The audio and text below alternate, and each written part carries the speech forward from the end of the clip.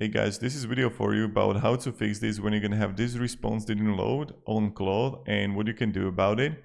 So here I will show you when I would write here, whatever, look at that, and nothing is going to happen, right?